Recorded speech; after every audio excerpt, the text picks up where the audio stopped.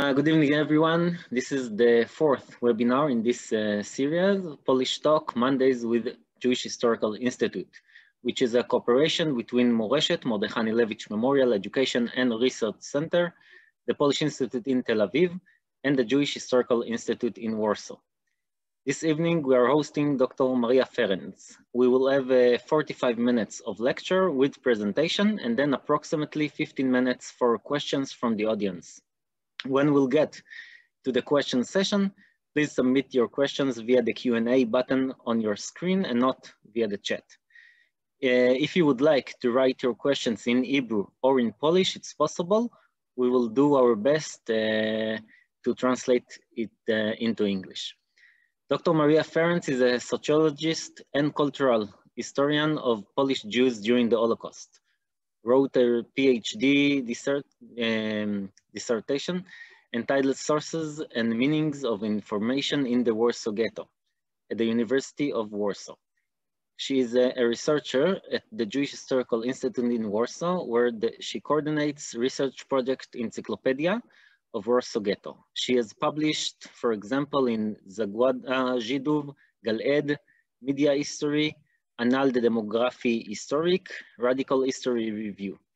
She had co-edited and prefaced 3 volumes of documents from Rינגלבלום archive. Maria, the floor is yours. Okay. Hello, everyone. I want to thank for this invitation. Mורשת is a very special place for me and for my PhD research. So I was very happy to be invited to talk for you tonight. Also, I think that I hope that the subject of my lecture will be interesting for all of you, because I think the story behind Rינגלבלום archive is truly something very unique and amazing for various reasons. The story behind it itself is amazing, the story how it was hidden and then recovered, but I will also try to let you into the archive and show you what is inside, how unique those documents are, and how each of them has its own story. And even though the archive holds some 2,500 documents, each of those documents is somehow unique and deserves to be researched and talked about, and tells us something about the world that no longer exists. So I will now start my PowerPoint presentation so that you have something that you can put your eye on while I'm speaking. So before I start, I will just explain what you see in this picture. These milk cans, these are the tall ones on the right, and metal boxes on the left are the containers that held 2 parts of Rינגלבלום archive, which was recovered after the Second World War in the ruins of the Warsaw Ghetto. And I think this photo tells you a lot about it, because it shows somehow the simplicity of that object, and tells you a little bit about the roughness of the situation in which the archive itself, the documents themselves were hidden. So we'll come back to containers themselves, because they are a part of that story as well. But before we do that, let me start with the men who put the story into motion. Emanuel Rינגלבלום. Emanuel Rינגלבלום, his biography is actually significant for the story of the archive. He was born in 1900 in Nowy Sącz in southern Poland, then in Austrian partition. and he was a member of a generation of young Jews who were coming of age and becoming professionals already in the independent Poland. Poland regained independence in 1918. Soon afterwards, Reinglebloom came to University of Warsaw. His initial intention was to study medicine, but this actually never happened because because of the limitation of the number of Jews who were allowed to study medicine. And Reinglebloom eventually chose to study history. Actually, it would be a huge shame for the further course of this history if he became a doctor, because maybe we would not have what we have today to talk about. But anyway, being a historian was not his initial idea. Reinglebloom studied history, then proceeded on to doing a PhD. His specialization was actually pre-modern and early modern period. He wrote a PhD about the history of Jews in Warsaw. It was very well received and acclaimed, although for quite a long time he had problem finding a publisher for it. Yet another example of interwar struggles with anti-Semitism also in the academia. Also, regardless of his academic achievements, Reinglebloom never got a post in the University of Warsaw. But he never stopped being an academic and researcher, but for material reasons, he had to combine it with other areas of activity. So he was a researcher, he was a teacher. He was a teacher in a private Hebrew school in Warsaw called Yehudi. He was also politically involved since his early youth. He was a member of the small party called Coalition Left. It was a strongly leftist and Zionist party, and actually it's also important for the further history of Reinglebloom archive, because many of the close collaborators of Reinglebloom groups recruited from that very party. So Reinglebloom's political activism was highly relevant for what he did as a historian during World War II. And he didn't stop with that. He was a man of many activities and many involvements.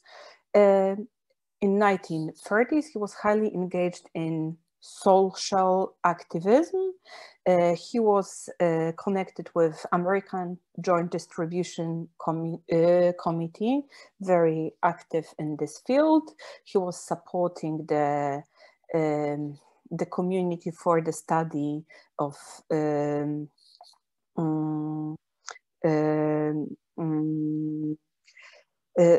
he was involved in the community which was supporting the cheap loans for the Jews. He was affiliated with YIVO Institute, Jewish Scientific Institute based in Vilna. Reinglebloom collaborated with them all of his adult years. He founded something called Junger Historiker Kreis, the circle of young historians in the Warsaw University. It gathered young Jewish historians, and some of whom actually became prominent researchers later.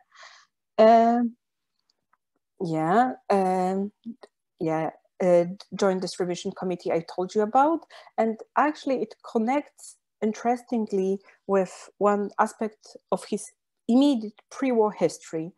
Many of you might heard about the event that took place in 1938 when German authorities decided to expel Jews who did not hold German citizenship and sort of expel them to their country of origin, in that case Poland. Several thousand Jews were expelled just behind the German-Polish border. And And Poland also introduced a law that made it harder for those people to come back to Poland. The law said that someone who did not spend a consecutive period of several years in Poland may have problem regaining their, coming back to Poland. So these people were stuck in some kind of limbo for several months in Zbąsze, a very small village in the Polish-German border. They lived in very difficult conditions. And actually, American Joint Distribution Committee organized some kind of help for those refugees and sent Rינגלבלום himself to somehow, talk to them, see how Joint could help them. So Rינגלבלום was at the time joint envoy to those refugees. And what makes it so important for our story is that already then Rינגלבלום had this idea that maybe it's worth gathering testimonies of those people, what they have gone through, what their life looks like, what the conditions they live in currently look like. So he gathered some of their responses written on paper. So he had this small collection, small archive of the refugees speaking about their experiences. And he had the intention, of doing something with that, which never happened. And this archive was lost somehow in the beginning of the war, I presume. And Rינגלבלום was very disappointed that this happened. And he had this idea of the project that he came up with, but the project that also failed in a way. And I think that was an important impulse with his further work done in the Warsaw ghetto. So let us proceed to the, to our story. So when the war broke out in September of 1939, the first line of Rינגלבלומ's involvement was in self-help for Jews who lost their homes, lost their possessions during the initial phase of the war. He was organizing various self-help activities, kitchens for poor Jews of Warsaw, and so on. So since the very beginning of the war, he was very active in this field, but he remained a historian as well. So he started keeping a diary, but it's a very special, unique, and a weird diary because he never wrote there about himself. On several hundred pages, he only once mentions his wife. So he never wrote about his personal life, about his personal problems. He became the chronicler of the fate of the Warsaw Jewry during the war. And this happened already in 1939. And he was very meticulous with this, meaning that his entries were very regular, and he was writing observations, what is going on, how German occupiers are treating the Jews, and so on, so on. But at some point, he decided that this is not enough, and that there is more to the German occupation of Poland and how it impacts the fate of Polish Jews than he himself can write in just one chronicle. So in mid-1940, before even Warsaw Ghetto was closed and surrounded by the walls and permanently closed, he started asking people he knew from various circles from before the war, whether they would be willing to collaborate with him in some kind of a clandestine group that would document the fate of the Polish Jewry during the war. And this is actually the very beginning of Ojnek Szabes group. Ojnek Szabes, the joy of the Saturday, because they were meeting on on Saturdays, and that was their conspiracy name that they used throughout the existence of the group. So he started off with few people he knew, but then the group started to grow bigger and bigger and bigger. Of course, the core, close collaborators of Reinglebloom, it was never more than, let's say, 10, 12 people. And those are the ones who actually did meet on those Saturdays and discussed and thought about the directions in which they could take what they were doing. But with time, they had also dozens of temporary collaborators who did not attend meetings, but just, for example, wrote some texts about life in the Warsaw Ghetto. Refugees who came from other cities wrote testimonies about what happened to Jews of their town since the very beginning of the war. So actually, in the end of the day, we can say that Oynek Shabbos group had over 100 collaborators, although they were not, part of the core of the group. And what is important here is that Reinglebloom was all the time referring to his pre-war sources of inspiration. I mentioned TIVO, the Institute for Jewish Scientific Research. So Reinglebloom was actually referring to YIVO methods while thinking about how documents for his archive, collecting documents regarding the fate of the Jews during the war, should be like. So it should be interdisciplinary, and his important focus was to include the perspective of ordinary people. That was very important for him. It's that not only historians are writing the history with the capital H, but that small people who were coming to Warsaw in thousands from smaller cities could be given a chance to, to tell their truth, or that their experiences of daily life in the Warsaw Ghetto, of hunger, impoverishment, the need to sell whatever you owned just to have a piece of bread to put on the table for your kids, that those things had to be included. So perspective of ordinary people was always something very central to the Oynek Shabbos group. And when they were looking for people who could contribute, who could, write their testimony, that was also an important rule that they followed. And since the very beginning, it was not random, and the group made conscious effort to preserve this documentation. The Reinglebloom's closest collaborator, Herr Wasser, was charged with this very task. He was making a list of all the documents that they gathered. He was finding places where they could hide it and keep it in a safe place, so that they sort of have control with what is going on.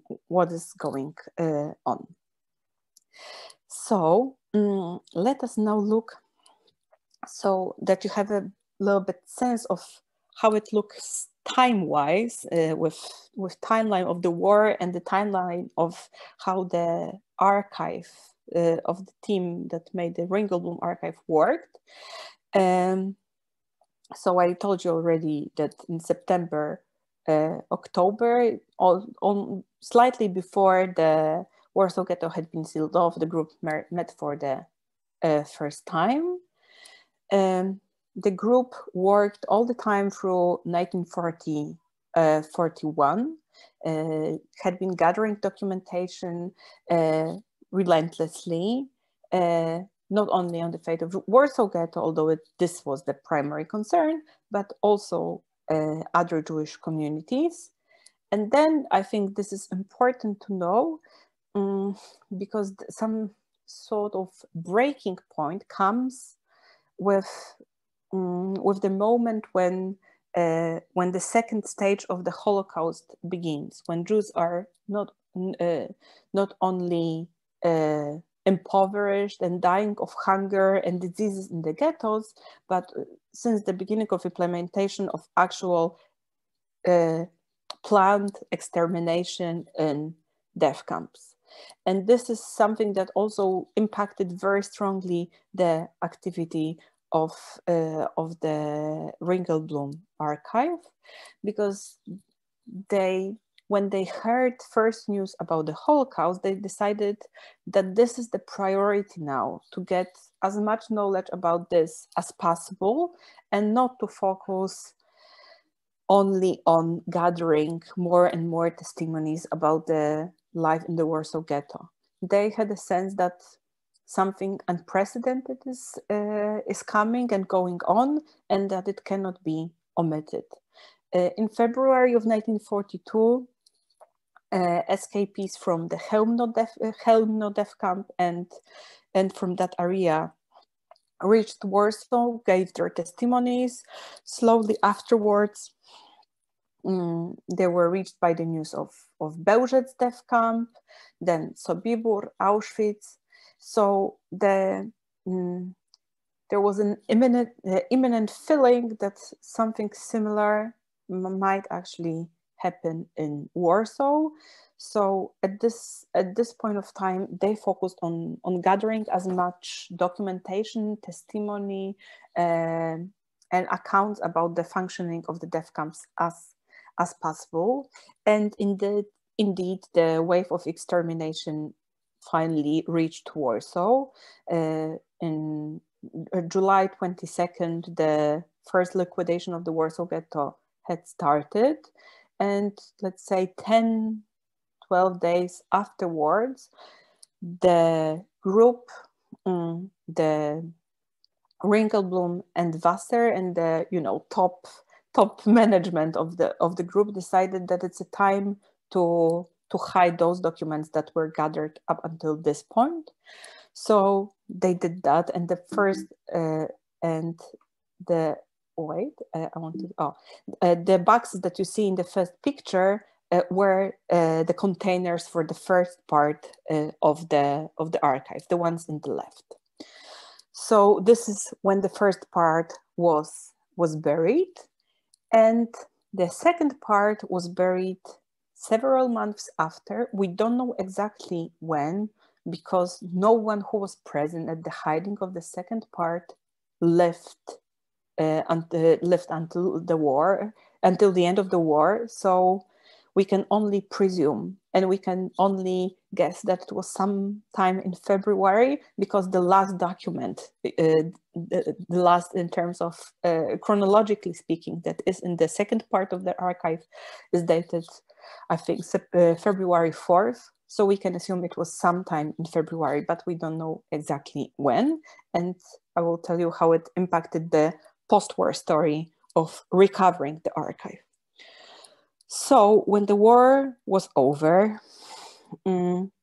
Reinglebloom himself was dead.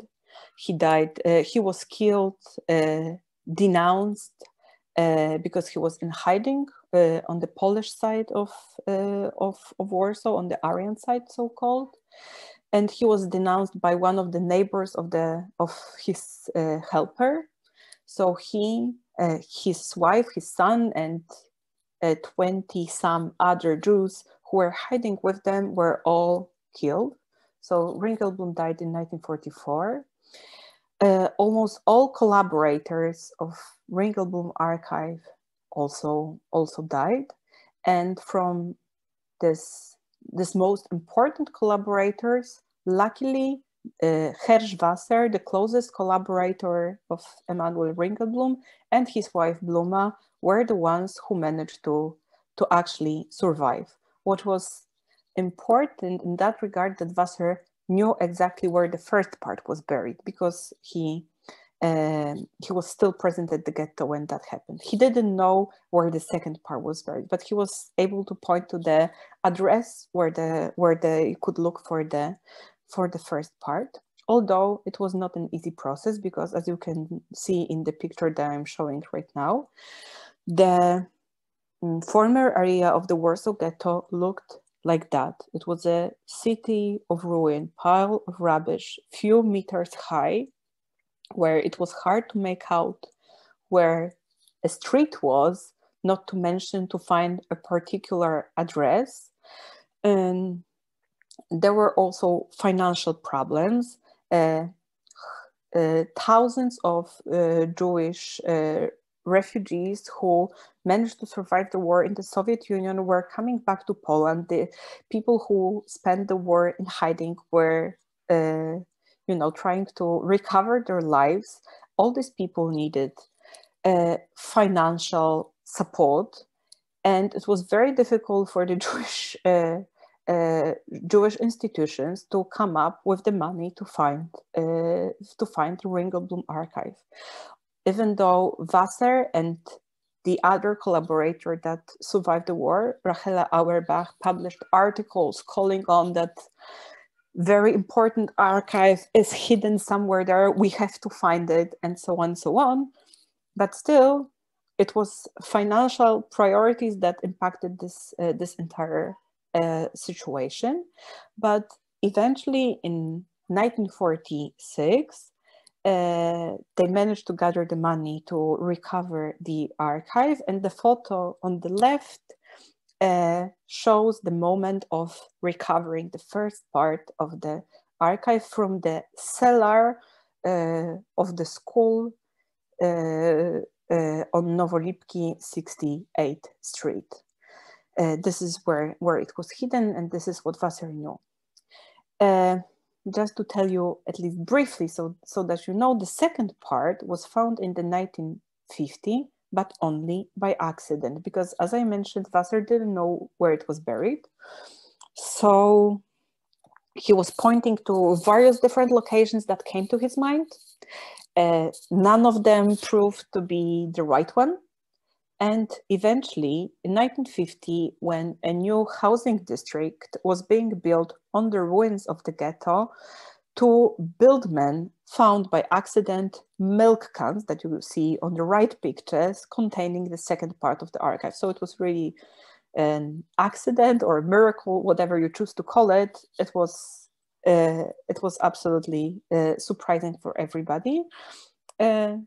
What is quite interesting is that the second part, the one that was found 4 years later, was preserved better than the first one, because the boxes that they chose for the first part were not waterproof, while milk cans were waterproof, and the documents remain intact. So the shape of the documents from the second dispatch was much, much better. If some of you are interested to know more about the history of the archive, I wholeheartedly recommend the book of Samuel Castle, Who Will Write Our History, or the movie that was made after the book. I think it's a very good movie, interesting, and the parts that are staged to imitate life in the Warsaw Ghetto are extremely accurate, also in their visual language. So I really recommend it. Before we go back to what is in the archive, I will just tell you quickly that Jewish Historical Institute is now finishing its works with the Polish edition, full Polish edition of Rינגלבלום archive. So we are publishing every single document that was in the archive in Polish, which of course required a lot of translation works, because let's say 45% of documents in the archive are in Polish, another 45 in Yiddish, few percent in Hebrew, few percent in German. So a lot of translation work, mostly from Yiddish. But we are close to the end. There is, I believe, now only one volume left to be published.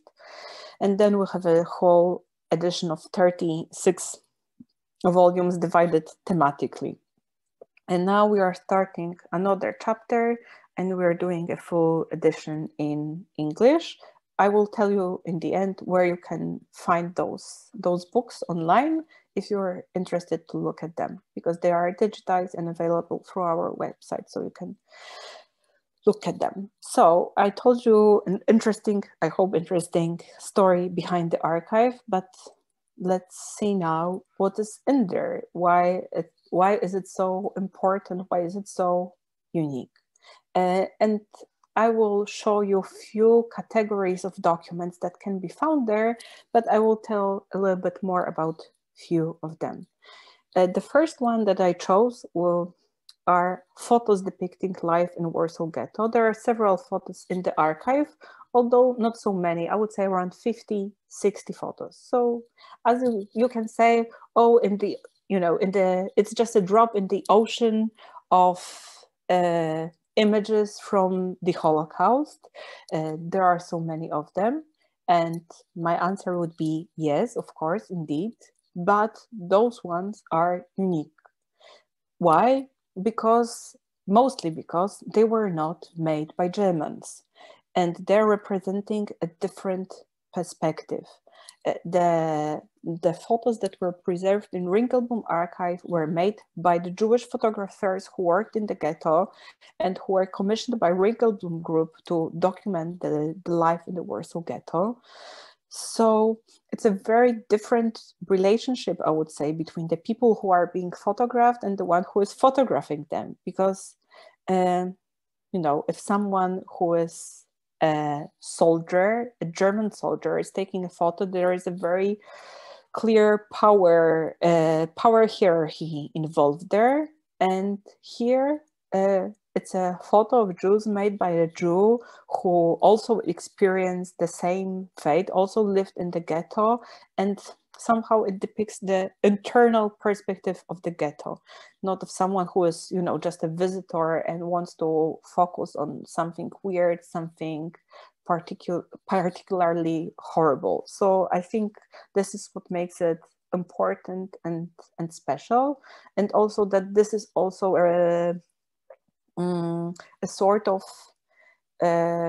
resistance. Yes, they had to do it clandestinely. They were not allowed to take those pictures openly in the streets, so they had to find angles to do it. So I think it's really something very, very unique. There is also a significant art collection in the Rינגלבלום archive. The pictures and images and sketches and drawings, some of them are representing life in the ghetto, some are not, but it's interesting because it's a different kind of imagery from what we get in photographs. And something I find particularly important, I think not only I, meaning the underground press. Here on the left you see the hand-drawn cover of the underground newspaper published by Hashomer Hatzair in the Warsaw Ghetto called El Al.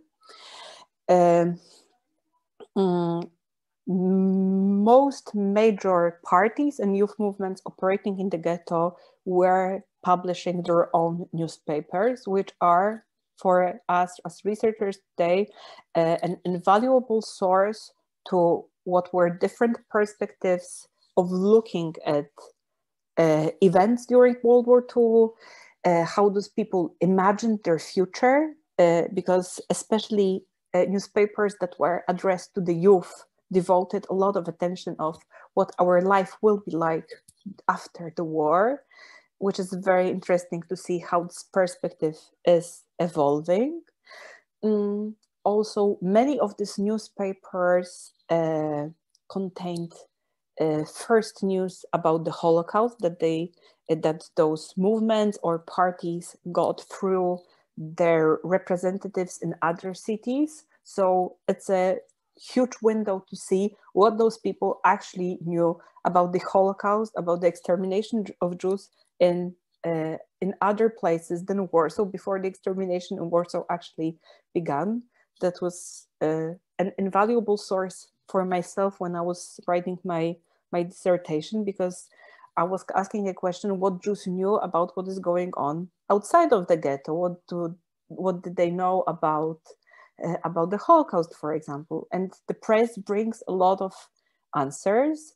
Yeah, also ideological, political articles. So there is a lot of political history written in those newspapers, and I think it's really interesting to see how diverse that life was, how various opinions were struggling also on the ghetto arena, and how people were, radicalizing in times of the war. So I would say it's very interesting. And actually, in our in the Polish edition of Rינגלבלום archive, there are 7 volumes of underground press. So out of 36 volumes, 7 are devoted to underground press alone of various organizations, which shows you what an important fraction of the archive that documents constitute. Something also very interesting, I believe, which gives us a window to see how Oynek Shaba's group worked and what Rינגלבלום and his collaborators thought about life in the ghetto are the documents related to their scientific project. At some point, shortly before first news about the Holocaust started coming in and changed a little bit their course of thinking about what they should do, they started working on a project called 2.5 Years of War, which was intended as an academic scientific monograph about the fate of the Jews during World War II, devoted to various thematic sections like social life, political life, cultural life, social resistance, self-help, and so on. So they were actually intending to write a book about something that they were still living through. And what we have preserved in the Rינגלבלום archive are outlines of chapters of this book. So we can see more or less what they were planning to include. It's very interesting because also the kind of questions that they are asking in those outlines are showing us how they were thinking, how they were framing their own experiences during the war. So I would say it's interesting. And the one I chose as something very special for myself also, the archive holds a huge collection of diaries, which are very powerful, personal, first-hand documents, showing you the perspective of people who left in the ghetto. Some of them are short, some of them are really, really long. And the one I chose to tell you a little bit more about is the one written by Abraham Levin. Levin was one of the closest collaborators of the Oynek Shaba's group. He was a Hebrew teacher. He actually knew Rינגלבלום from work. They both worked in the same private Hebrew school in Warsaw.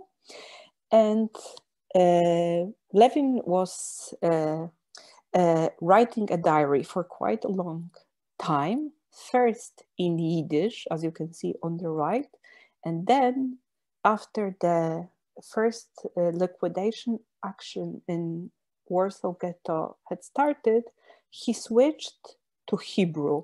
So these are actually 2 diaries by one man. Also, especially that the narrative changes very visibly when he's writing in the time of death, right? In the time of the deportations from Warsaw Ghetto to Treblinka. His personal story was also very dramatic because very early on he lost his wife. She was deported to Treblinka. And then one of the, I would say, leitmotifs of this diary is him dealing with a feeling of guilt that she was deported and he did not follow her. he also did not follow her because they had a teenage daughter with whom he stayed, but still he was penetrated by this feeling of guilt until the last diaries of until the last days of his life and until the last pages of his diary.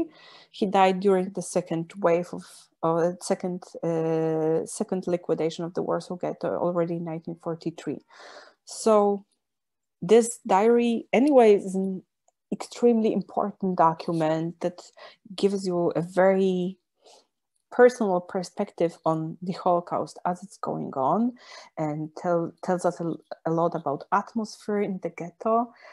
But still, it's the personal tragedy that fractured Levin's life that is making this document so heartbreaking, so unique, and so worth remembering and so worth reading. Really, if I were to read one thing from Rינגלבלום archive, it would be Levin's diary. I think it tells you, on some level, it tells you everything you need to know to understand. Just not to forget about other types of documents. Archive holds also testimonies of escapees from death camp. Here I showed the testimony of the escapee from Treblinka, which were also gathered by the archivists, and which are invaluable source of knowledge for us today, because they show us exactly how precise this knowledge was at the time of the war. Documents on Jewish religious life during the war, although Rינגלבלומ's approach, both political and social, was rather secular. They did care to include religious Jews among their collaborators and to have those kinds of documents in the archive. Literary text created in the ghetto. Here you have a page from a comedic play written in the ghetto called Love Seeking Apartment. It's some kind of a musical / comedy, in this way referring to the horrible living conditions in the ghetto. Love Seeking Apartment tells the story of two young couples who are actually looking for a room because there is no place for them to consummate their love and to have a happy life together. It's actually funny, but it's also very tragic and sad. So in the end, let me show you where, if you want to, look at those documents, we have a portal called Central Judaic Library, and it's available in Polish and English, and you can look there at the documents, scanned documents from the Rינגלבלום archive, also in Yiddish and Hebrew for those of you who are not Polish speakers, but also in the top left square you can see the full Polish edition of Rינגלבלום archive, but there is also a square representing an English edition. So the volumes that have already been published so far are accessible there, so you can actually read in English those documents that have already been published in that language. So thank you for your attention, and I will be very happy to answer your questions.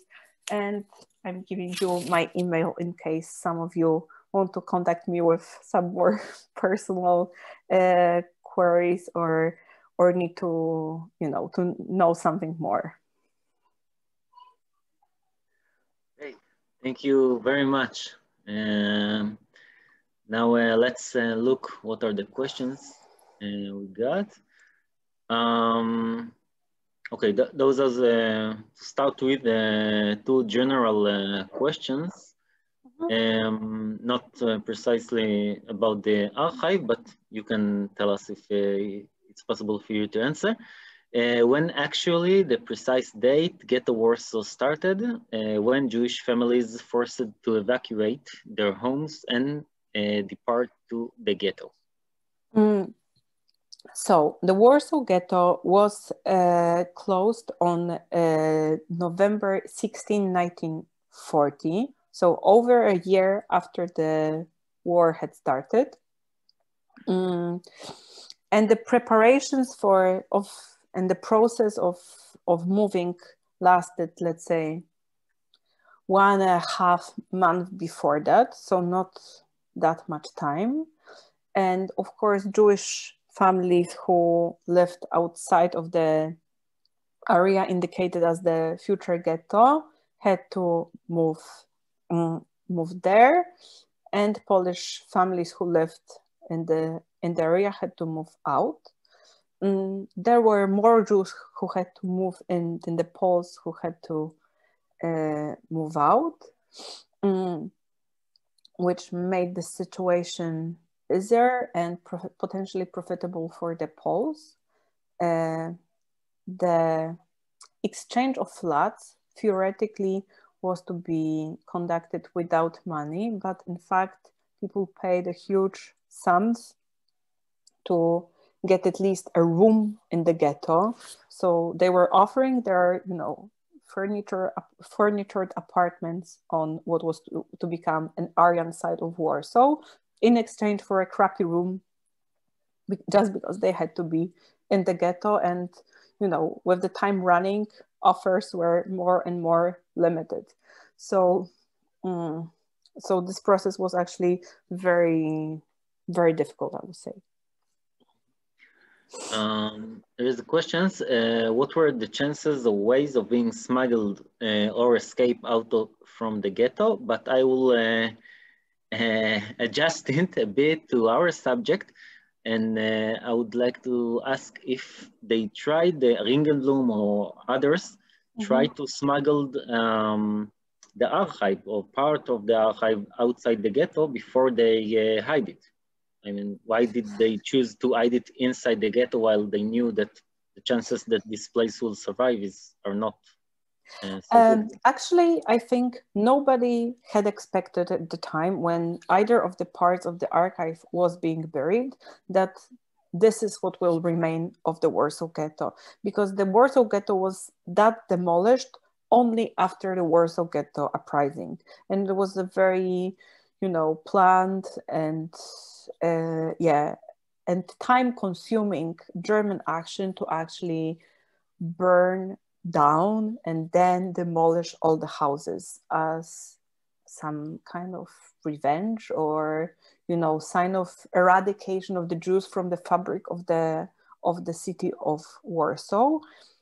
So I think that the general imagination before that was that, and I don't really think that Rינגלבלום and his collaborators expected by the time that the first part was being buried that all the Jews are going to be expelled and murdered.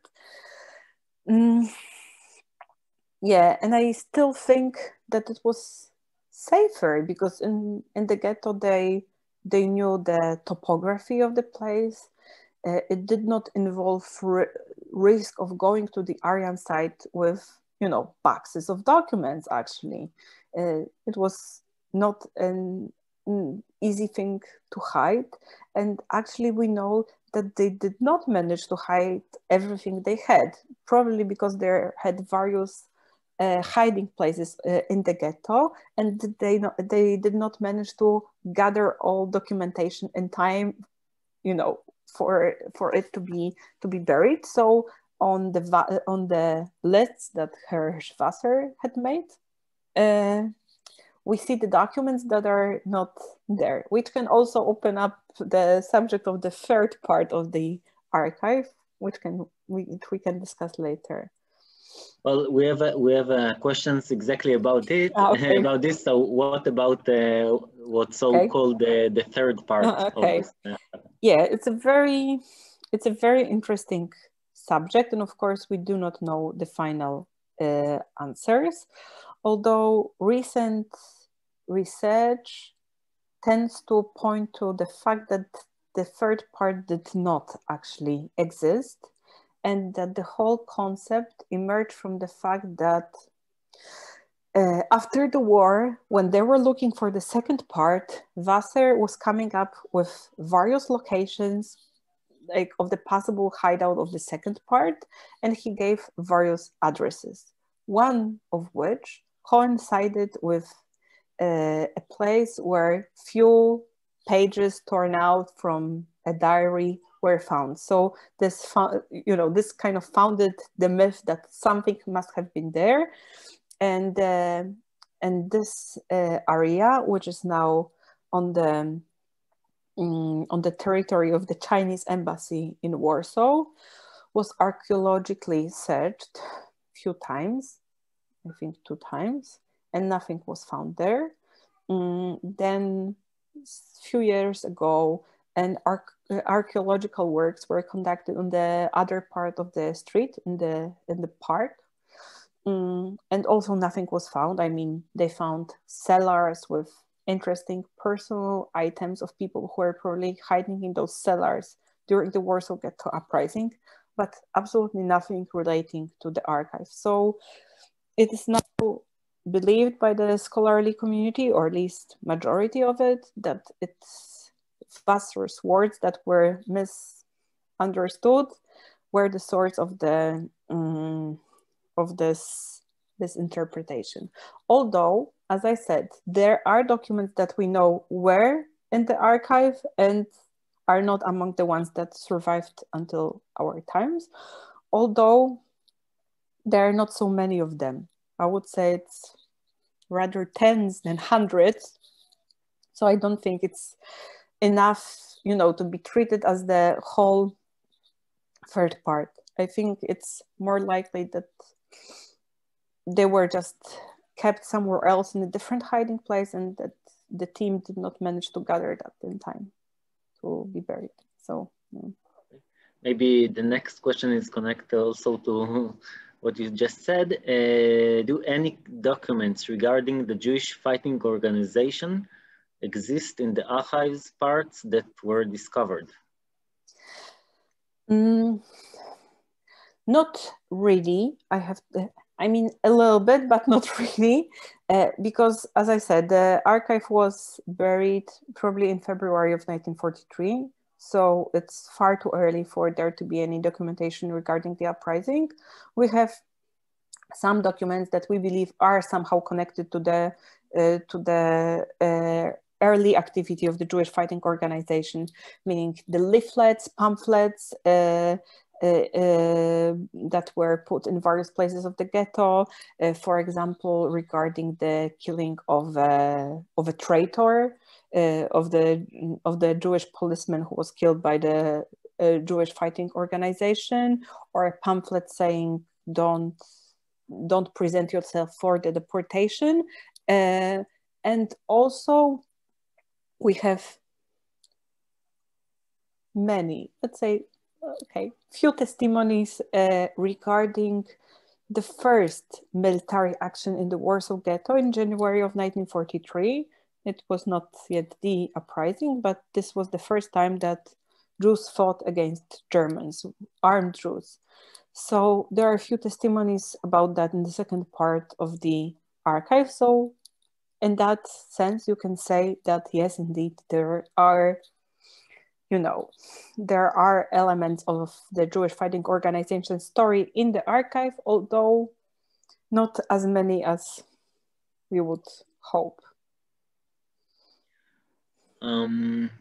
Please say something about the special attitude of Rינגלבלום to השומר הצעיר. Okay. It's actually a pleasure for me to answer to that one.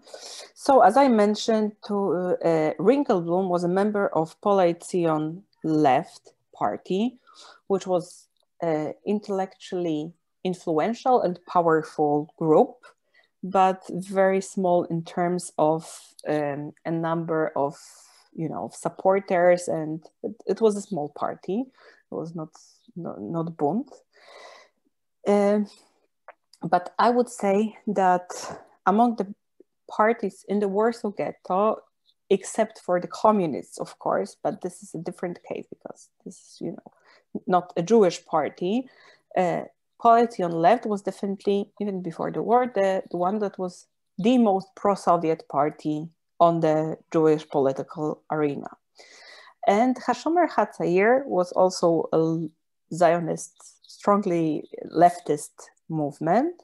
And prior to the war, it held on to its political neutrality and or maybe not affiliating with any major party rather than this. But during the war, actually these two groups, the activists of the Polity on left and Hashomer Hatzair, started working together and collaborating. The important part of that process was the fact that some of the leaders of Hashomer Hatzair were also collaborating with Reingelblum's group. So we have Shmuel Bresław, who collaborated with the archive. We have, and also Mordechai Anielewicz to some extent.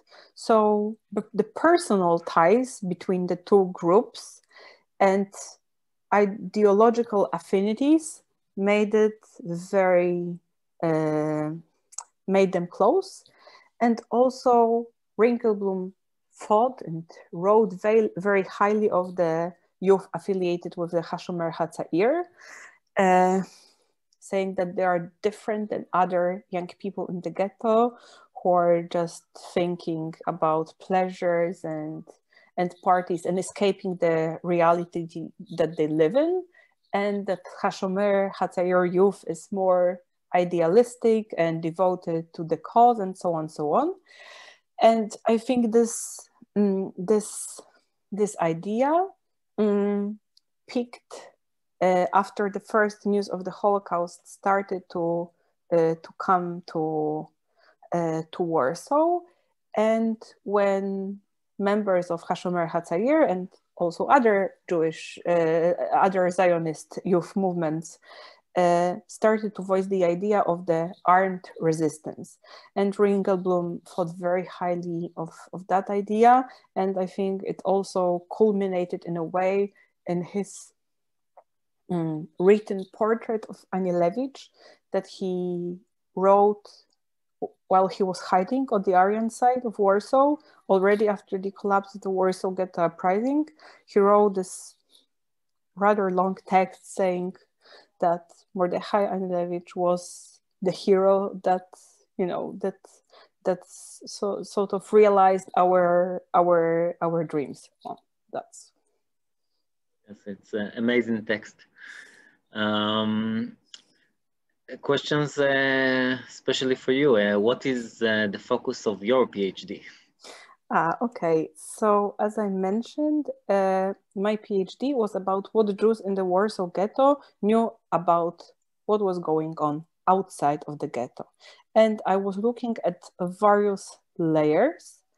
I was interested in what they knew about the fate of Poles on the other side of the war to begin with.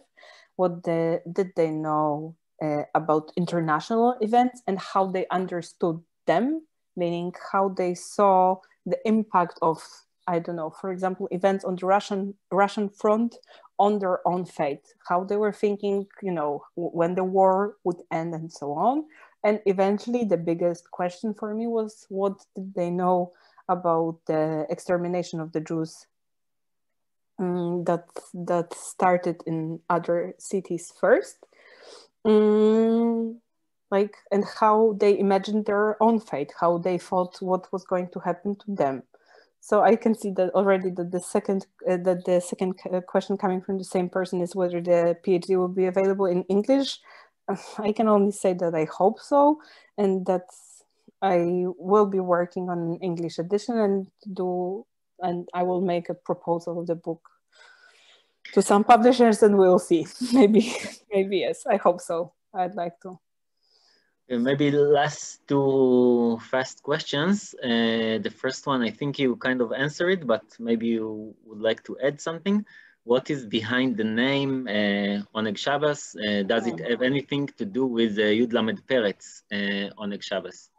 I mean, yes, of course, it's a literary allusion to that, but as I was trying to show, it also had the practical meaning that they were meeting on Saturdays, but of course that was an important literary allusion, also sort of settling them in the Jewish tradition, and Yiddish and cultivation of the Yiddish as the Jewish language was a very important thing for Rינגלבלום himself. He was writing in Yiddish. He was involved in various actions for promotion of Yiddish as the Jewish language. So this is an important aspect. Last questions.